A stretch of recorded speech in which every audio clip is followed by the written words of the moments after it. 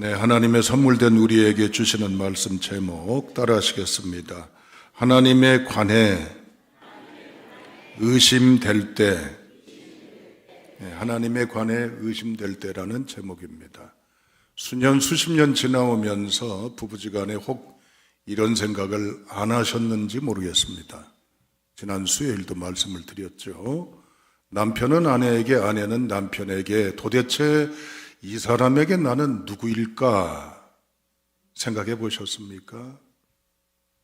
또한 이 사람이 과연 나를 사랑할까라는 물음표의 생각해 보신 적이 있으시죠? 이 생각은 상대방에 대한 호의, 호감, 귀한 감동이 있어서만이 아닙니다. 어떤 기대치가 이루어지지 않고 성이 차지 않고 나름대로 안타까움의 모습들이 있어서 물음표를 찍어봅니다. 이걸 하나님께로 바꿔보겠습니다. 여러분, 우리가 믿음 생활하면서 이런 생각 해본 적 없으세요? 하나님에게 대체 나는 누구일까? 하나님이 나를 사랑하시는 것 맞아? 이런 생각 꼭 해보신 적이 없으십니까? 아마 모르긴 몰라도 대다수가 해봤을 겁니다. 하나님이 정말 나를 자녀 삼았다면 이렇게 하시면 안 되잖아. 이런 상황이라면 이렇게 해주셔야 되고 이런 일들이 있어야 되고 이렇게 돼야 되는데 이게 뭐야? 그럴 때 우리가 갖는 신앙의 회의, 의문, 의구심이 듭니다. 미국의 기독교 여론조사 기관인 바니 연구소에서 미국 크리스찬들을 대상으로 물어봤어요.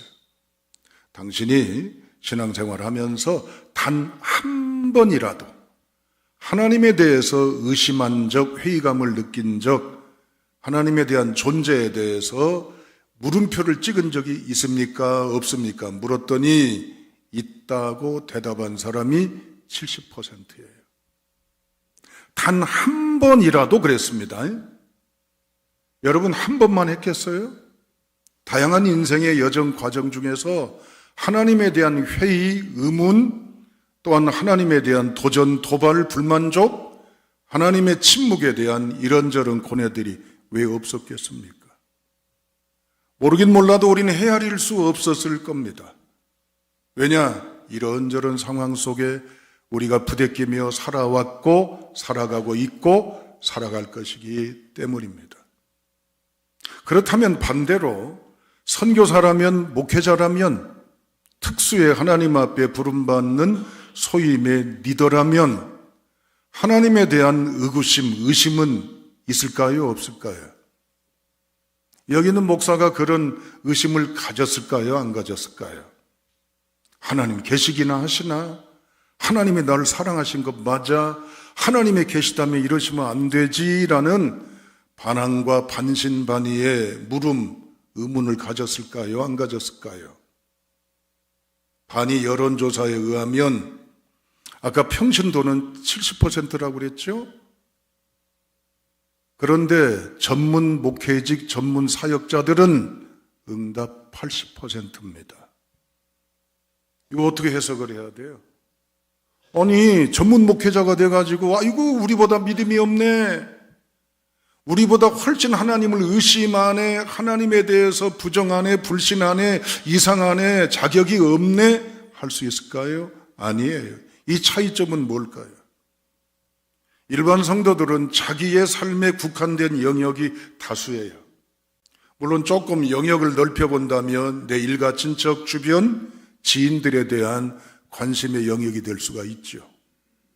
그러나 목회자들이, 선교사들이 더 많은 영역 속에 하나님에 대한 회의, 의문, 물음표를 찍는 이유가 뭘까요? 더 많이 수많은 사람들을 상대하다 보니 이 사람이 이것 때문에 아파, 저 사람은 저것 때문에 고민이야, 이 사람은 이것 때문에 처절해, 이걸 보니까 물음표가 찍어진단 말이에요.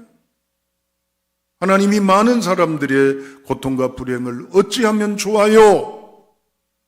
실존적으로 물음표를 찍는다는 얘기입니다. 오늘 본문의 말씀에 보면 선교사요, 선지자요, 목회자인 한 사람이 등장합니다.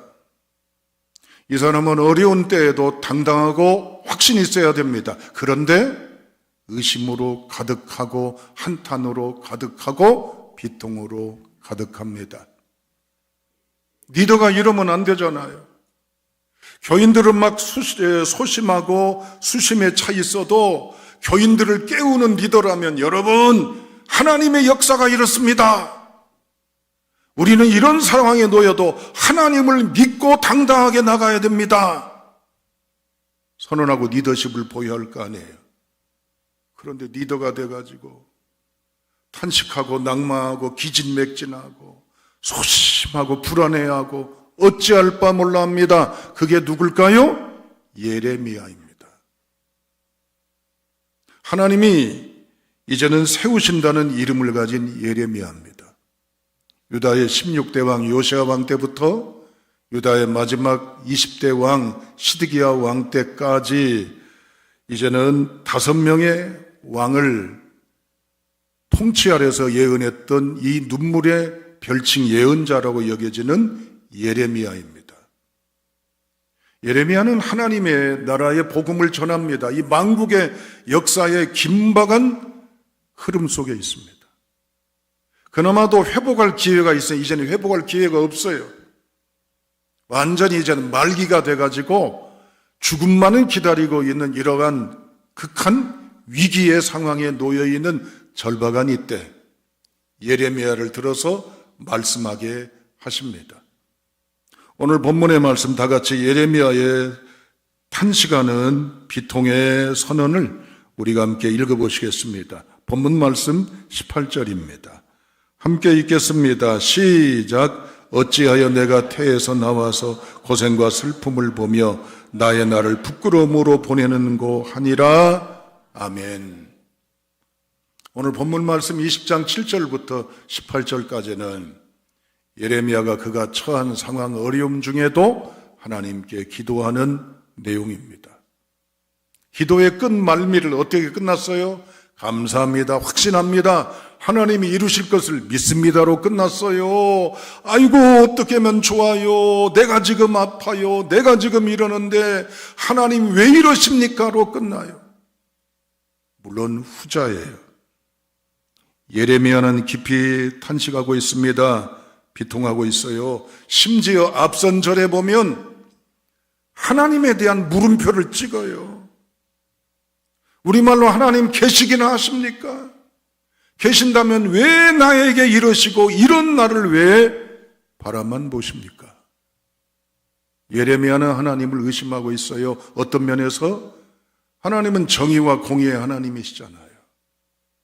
예레미야는 부정하고 불신하진 않습니다. 하나님의 말씀에 붙들려 올곧게 타락된 시대를 깨우는 민족의 예언자입니다. 올곧이 정의롭게 공의롭게 하나님의 사역을 감당하고 있어요. 그런데 그 당시에 대표자인 바스울은 제사장은 부정, 불의, 부패, 하나님이 원하지 않는 불의의 원흉입니다. 그런데 떵떵거리며 잘 살고 있어요. 기름진 것 먹고 호화찬란한 것 입고 많은 걸 누리면서 의식되고 살아가는데 하나님만 바라보는 순수한 양심의 예언자인 예레미야 본인은 욕먹지요, 때림받지요, 빼앗기지요, 고난당하지요, 배고프지요, 춥고 외롭지요. 예레미야의 성격은 굉장히 소심해요.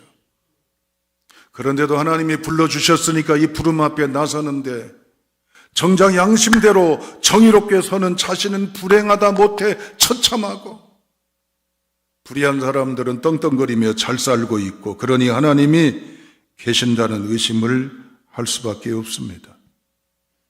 또한 하나님의 성품에 대해서 물음표를 찍어요. 아니 하나님 나와 함께 하신다고 그랬잖아요.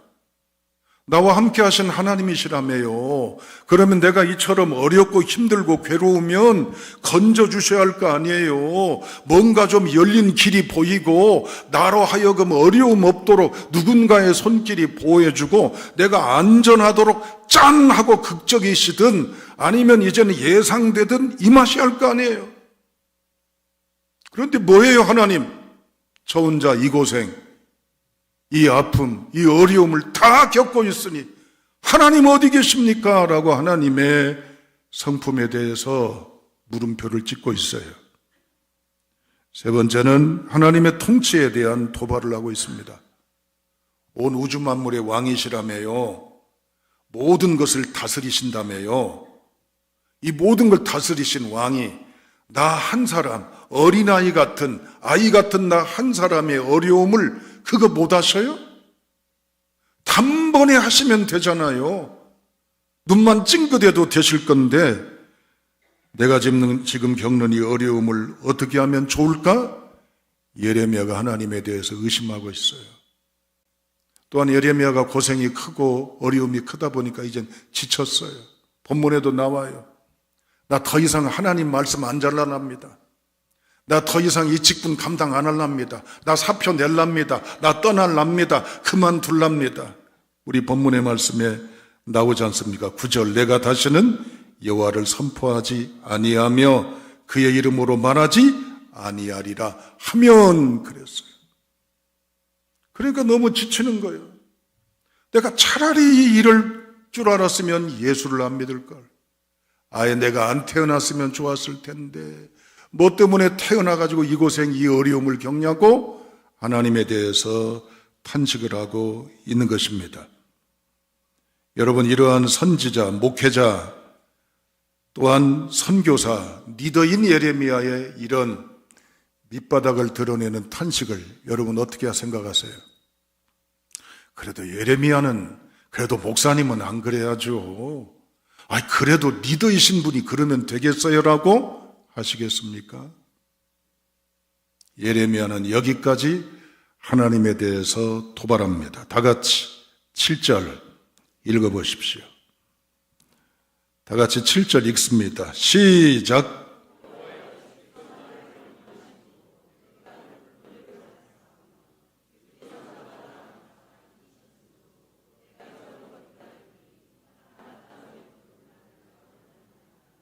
아멘.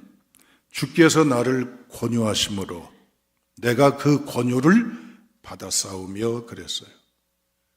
하나님이 예레미야에게 권유하셨대요. 권유라고 하는 건 뭘까요? 예레미야야, 너 이렇게 해주면 어떨까? 네가 좀 해주었으면 좋겠어 라고 예레미야의 마음을 헤아려서 격을 갖춰서 예의를 갖춰서 정중하게 요청했을까요? 그게 권유예요? 예레미야는 하나님에 대해서 이렇게까지 표현합니다. 따라합니다. 속였다, 낚였다, 유혹받았다. 어떻게 생각하세요? 권유받았다고 그랬어요? 권유해서 내가 권유를 받았다고 그랬어요? 이 말은 예레미야가 도전하는 거, 하나님, 저 속이셨잖아요. 요즘 말로 말하면 저 낚였어요. 하나님 저한테 사기치신 거지요? 하나님이 함께 하시고 하나님이 역사하신다고 그래서 내가 나서서 모든 걸 다 버리고 하나님 앞에 헌신했는데 이게 뭡니까? 저 어려움에 처했어요. 그럴 때 구해주셨어요. 저 그래도 하나님 계신다고 믿고 따르고 하나님에 대한 믿음을 놓치지 않았는데 이런 나를 눈 하나 깜짝하셨어요? 아무도 돌보지 않고 아무도 어려운데 하나님 어디 계셨습니까? 하나님 저 속이신 거지 않습니까? 하나님 앞에 낚였지 않습니까? 하나님 완전히 저를 꼬셔서 이렇게 된 거 아닙니까? 예레미야는 이 정도까지 하나님에 대해서 도발을 하고 있습니다. 얼마나 신성모독입니까? 감히 하나님 앞에 이런 싸구려의 언어나 도발적인 언어를 쓴다는 예레미야. 저는 설교자로 이 본문 말씀을 준비하면서 참 예레미야를 이해했습니다. 오히려 미안합니다. 존경하게 되었습니다. 선지자이고 목회자인지라 목회자임내 선지자인내 하고 인척 아닌 척 속은 썩어서 문드러지고 괴롭고 아픈데도 겉으로 보이는 자격이나 위치나 직분 때문에 사람들 앞에 욕먹지 않으려고 그럴싸한 사탕발림이나 그럴싸한 연기를 하지 아니하고 그 마음에 흐르고 있는 감정선 하나하나 실오라기 하나 적나라하게 표현해 준 예레미야의 솔직 담대감의 실체, 실존. 저는 이것에 대해서 공감을 합니다. 여러분, 하나님 앞에 제가 목사가 돼가지고 여러분이 보는 면전에서 하나님이 저를 꼬셨습니다. 하나님이 저를 속였습니다. 사기꾼 아닙니까? 그러면 저를 어떻게 보시겠어요? 목사 돌았네, 미쳤네, 저 사람 제정신 아니네 하잖아요. 예레미야는 이만큼 처절한 자기의 현재 현실을 고스란히 하나님 앞에 항의하듯 도끼서린 말로 쏟아붓고 있습니다. 여러분, 우리는 이런 표현은 아니지만 우리는 이런 심적인 동요가 일어나고 있습니다. 하나님이 언젠가 들어주실 줄 믿고 기도하고 기다리고 있습니다. 하루가 지나 이틀이 지나 1년이 지나 수십 년의 세월이 지났는데도 여전히 그 모양 그 상태의 답답함, 깜깜함, 막막함입니다. 그럴 때 우리 그런 생각 안 들어요? 하나님, 내 생전에 볼 수 있을라나 모르겠네요. 내 생전에 되는 걸 느낄 수나 있을라나 모르겠네요. 내가 살아있는 동안에 소원이 이루어지는 걸 보고 죽을라나 모르겠네요. 언제까지, 어느 때까지 도대체 하나님 계시기나 합니까? 라는 표현의 반응이 내 속에서 일어나지 않습니까? 이는 마치 예레미야가 하나님에 대해서 나를 낚으시고 속이고 꼬셨다라고 직설적으로 말하는 저항 심리하고 똑같아요. 또한 이런 경우 있을 수도 있습니다. 하나님의 말씀대로 크리스찬으로 사람들 앞에 소금 빛이 되고자 정직하게 양심대로 살아가고자 애썼습니다. 그런데 저는 뭡니까? 경제가 나아졌습니까? 지위가 올랐습니까? 사는 닫힌 문이 열리기를 했습니까? 원하는 바가 이루어졌습니까? 저는 여전히 가난뱅이요. 저는 여전히 실패의 고난에 있고 저는 여전히 고민덩이에 있습니다. 하나님, 이럴 수가 있습니까? 라는 저항의 마음이 우리에게 있을 수 있습니다. 또한 이런 마음도 우리에게 생길 수도 있어요. 하나님이 계시다면 이 사고가 안 나게 막아주셔야죠. 내 사랑하는 아들이, 딸이, 사위가, 며느리가, 손주가, 내 사랑하는 가족이 이렇게 처참하게, 불행하게, 참담하게 죽어가는 그 현장에 하나님은 뭐 하셨습니까?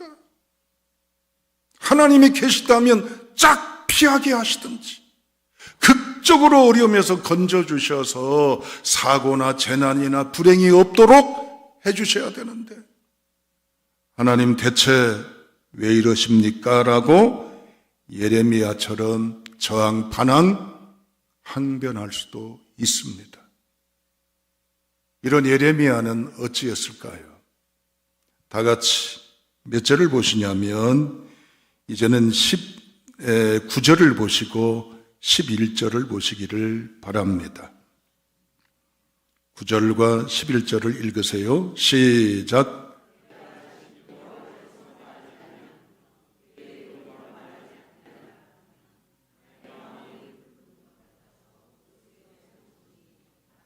견딜 수 없나이다. 그 다음에 11절. 그러하오나 여호와는 두려운 용사 같으시며 나와 함께 하심으로 나를 박해하시는 자들이 넘어지고 이기지 못할 것이오며 그들은 지혜롭게 행하지 못함으로 큰 치욕을 당하오리니 그 치욕은 길이 잊지 못할. 아멘. 여러분, 여기서 우리는 예레미야의 희한한 모습을 보게 됩니다. 나름대로 갈등하고 고뇌가 큰 것을 알 수가 있어요. 그런데 11절에 보면 여호와는 두려운 용사 같다고 선언합니다. 하나님의 이 담대하고 놀라운 능력 앞에 예레미야는 현실 앞에서도 강하고 담대한 모습을 갖습니다. 13절 여호와께 노래하라 찬양하라 그랬어요. 하나님을 찬양한단 말이에요. 이 어려움 중에서도. 그러니까 얼마나 기도와 예배와 영적으로 하나님을 갈망하는 중심에 서서 뚜벅뚜벅 걸어가는 모습으로 보입니까? 역시 선지자 예레미야답습니다. 그런데 14절 읽어보세요. 다 같이 함께 읽습니다. 14절입니다. 시작. 저주를 받았다면 나의 어머니가 나를 낳았던 날이 복이 없었다면 아멘. 아니 하나님이 강하신 용사요, 하나님을 찬양합시다, 하나님의 승리를 선언했던 이 강하고 담대한 씩씩한 예레미야, 고난 중에도 오뚜기처럼 우뚝 일어선 듯 보이는 예레미야가 14절에 어떻게 해요? 갑작스럽게 자기의 태어난 날을 저주해요. 자기의 인생을 저주해요. 자기의 현실을 저주해요. 이거 어떻게 해석을 해야 돼요? 여러분 어떻게 해석을 해야 돼요? 역시 고난 중에 예레미야는 기도했습니다. 여러분 고난 중에도 예레미야는 하나님을 찬양했습니다. 그러니 우리도 이 고난 중에 하나님을 찬양하고 하나님께 기도해야 합니다. 아멘. 그렇게 설교가 진행되면 얼마나 좋아요. 그런데 14절에 내 생일이 저주를 받았다면, 어머니가 나를 낳았던 날이 복이 없었다면, 15절에 저주를 받았다면, 16절에 되었다면, 듣게 하였다면 좋을 뻔 하였나니. 이 탄식이 계속되는 건 뭐 때문이에요?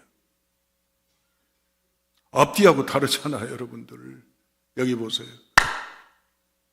따라합니다. 왔다 갔다 갈팡질팡. 예레미야의 모습입니다. 저는 이 부분에 위로를 받았습니다. 우리하고 확연히 다른 예레미야의 씩씩한 모습, 담대한 모습이라면 우리는 동의는 하고 그래야죠 하는데도 어때요? 우리는 그에 비하면 소심, 우울, 패배, 불만, 좌절, 그렇게 해야죠 하면서도 우리는 그렇게 하기가 쉽지가 않습니다. 예레미야는 13절에 하나님을 찬양한다고 그러지만 우러나오는 찬양이 아니라 습관대로, 형식대로, 직업대로, 껍데기도 한 거예요. 오늘 우리가 이 자리에 나와서 예배를 드려요. 찬양도 해요. 같이 말씀도 들어요. 찬양하는 가사에 그 귀절이 내 심금을 울려요? 그래서 그 가사의 고백대로 나도 동의를 해요? 하나님을 찬양하자 주 안에 있는 나에게 딴 근심 없다는 가사는 읊조리며 찬양할지라도 나는 우울해, 답답해, 깜깜해, 막막해. 예레미야가 그렇다는 얘기예요. 껍데기만, 입술만, 겉모습만 그렇지 속은 죽을 지경이다는 얘기입니다. 11절에 두려운 용사라고 표현하지만 그는 7절, 8절에 보면 하나님 앞에 벽에 머리를 박으며 가슴을 치며 내가 이런 여건에 놓여있는데 하나님 도대체 뭐 하시냐고 탄식하는 겁니다. 앞서서 찬양하고 기도했지만 도끼 어린 표정으로 생일을 저주하고 결국 18절 클라이막스입니다.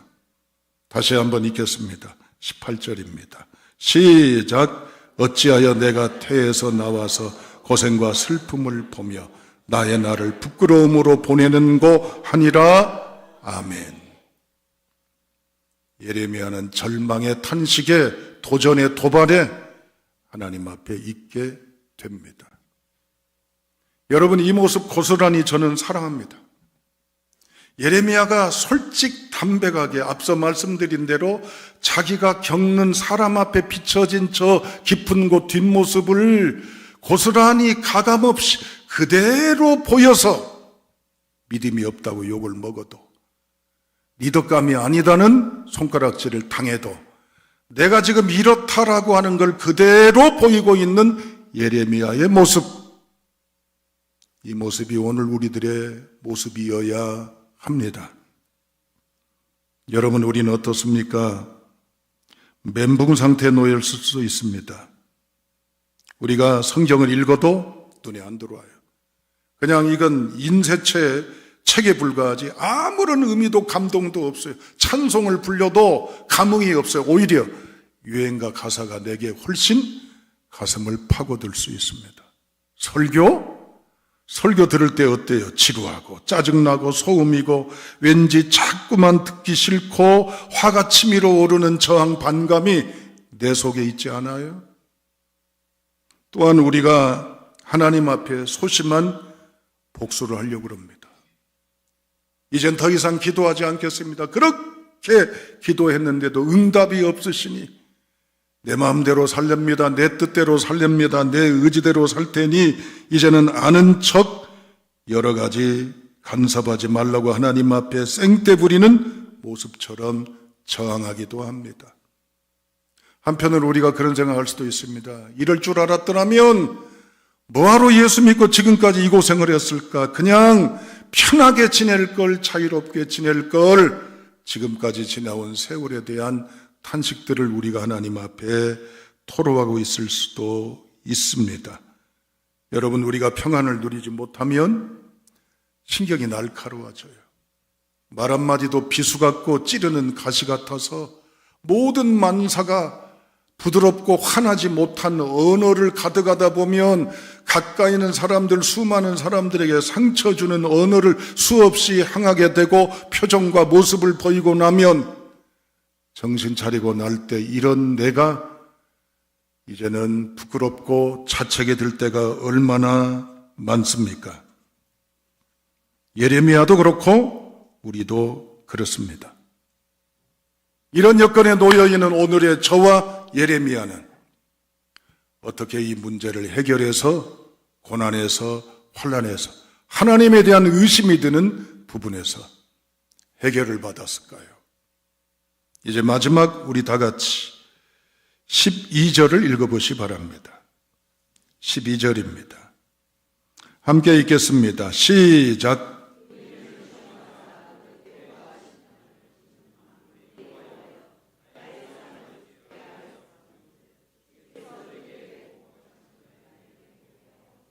아멘. 여러분에게 질문합니다. 12절에서 예레미야를 통해서 하나님이 예레미야가 한 것처럼 우리에게 하도록 권하시는 해답은 뭘까요? 12절에서 예레미야가 이처럼 하나님을 사기꾼이라고 하고 도발하고 도전하고 외면하고 냉대함 속에서도 그나마도 예레미야가 이걸 붙잡았던 그걸 붙잡으라고 얘기를 합니다. 12절 말씀에 뭘까요? 여호와여 나의 사정을 주께 아뢰었 싸운즉. 따라합니다. 그럼에도 불구하고, 그래도 불구하고, 그래서 불구하고, 그러나 불구하고 이건 놓으면 안 됩니다. 할렐루야. 이게 뭐예요? 우리가 쉽게 기도라고 답을 하지만 쉬운 게 아니에요. 말씀 사명조차 안 하고 싶었어요. 아까 말씀드렸던 9절에 다시는 안 한다고 했었습니다. 기분이 이제는 처졌다가 하나님을 찬양하고 용서라고 했다가 또 뚝 떨어졌다가 출생한 날을 저주했다가 엉망진창 왔다 갔다 해요. 그런데도 이걸 꼭 붙잡고 견딘 게 뭐예요? 이렇게 물어볼게요. 부부지간도 늘상 에덴이 아닙니다. 지금까지 지내오시면서 서로 간에 극한 상황이 있었을 수도 있어요. 도장 찍고 남남이 되고 싶었던 때가 있을 수 있었죠. 다른 교회는 그래요. 우리 교회는 안 그렇고. 그런데 그 고비를 넘었던 건 뭐 때문이에요? 그래도 포기치 않고 그래도 밀어내지 않고 그나마도 붙잡았던 것 있잖아요. 부모의 가슴에 못 안 박히게 하려고, 주위 사람들에게 이제는 부끄러운 모습 안 보이게 하려고, 우리 자식들의 가슴에 못 안 박히게 하려고, 그나마도 체면이 됐던, 그나마도 이제는 의무가 됐던 그것을 붙잡았던 것, 또한 우리가 직장에서도 다 만족할 수 있는 건 아닙니다. 그만두고 싶어 했던 고비가 있어요. 그래도 여전히 그 직장을 출입하는 이유가 뭐예요? 놓지 않았던 그 일을 포기치 않았던 이유가 있지요? 바로 그것입니다. 하나님 우리에게 말씀하십니다.